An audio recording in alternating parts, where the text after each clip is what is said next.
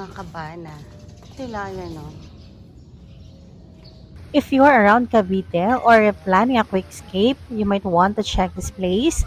Perfect siya for family outing, barkada banding, team building, or kahit solo unwind time. Hello, good morning. Welcome back to my vlog. For today's video, isi-share ko sa inyo ang aming early getaway. Just the way you like, maybe I could wait to take all you.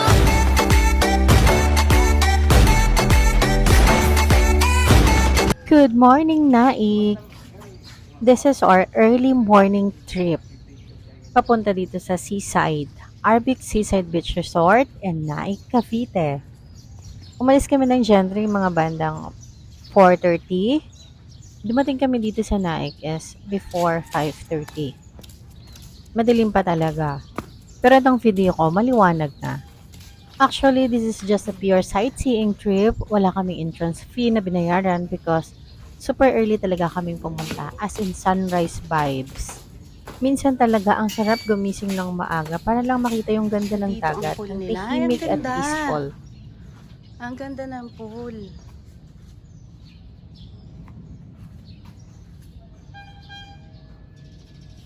So, ito yung pool rules.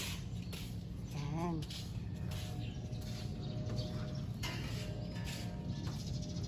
So, may mga kabana.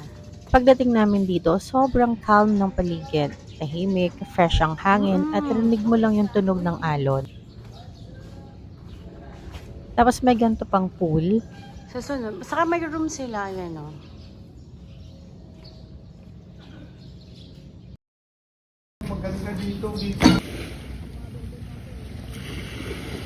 Ang sarap lang sa feeling na wala pang masyadong tao. Yung parang sa inyo muna yung beach for a while.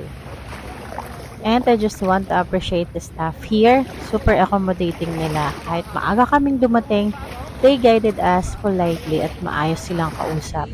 Very welcoming ang vibe nila. Nakakatuwa kasi ramdam mo yung hospitality. Gusto lang talaga namin magpasingaw at magpaaraw sa tabi ng dagat. Ang sarap lang talagang magmuni-muni habang naglalakad. Minsan, hindi mo kailangang gumastos ng malaki para ma-feel yung peace. You just need nature and quiet moment. Hawak kamay. Maghahanap lang kami ng isda para may maiuwi. Madami daw dito eh. Tingnan natin. Naghahanap ng isda. Anong tawag dito la? Bulungan? Ano? Bulungan. Bulungan. Ayan, papunta yan sa dulong-dulo pa. Sad to say, wala kami naabutan. So, umalis na lang kami. Kapag gusto mo mag-relax, mag-reset, magdagat ka lang. So, eto na nga at may papalapit na bangka na may mga lamang huling isda. So, ayan, meron crabs, iba-iba pong isda yan.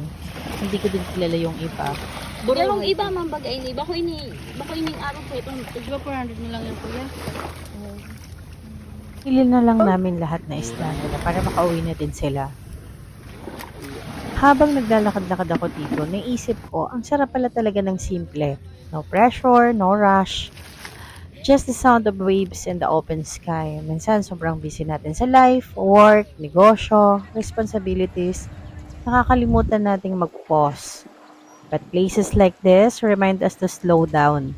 Hindi kailangan laging bongga ang travel. Minsan, early morning beach view, sapat na. And of course, the sunrise.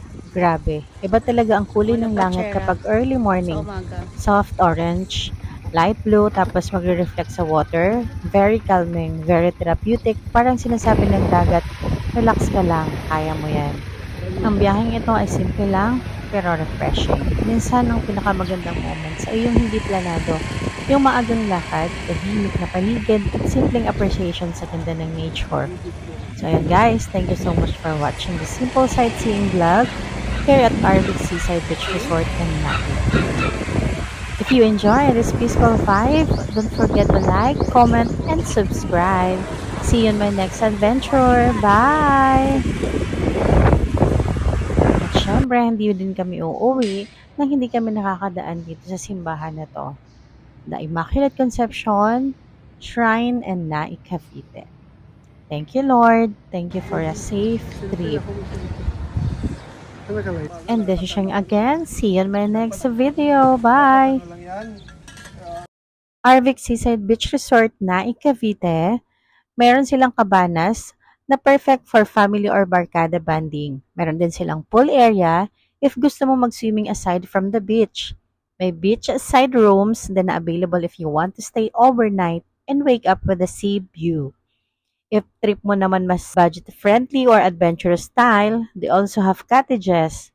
Plus, pwede rin magdala ng sarili mong tent, which is super nice if gusto mo ng camping vibes near the beach. So, madaming option, depende sa trip at budget mo. Visit mo po ang FB page nila for updated prices.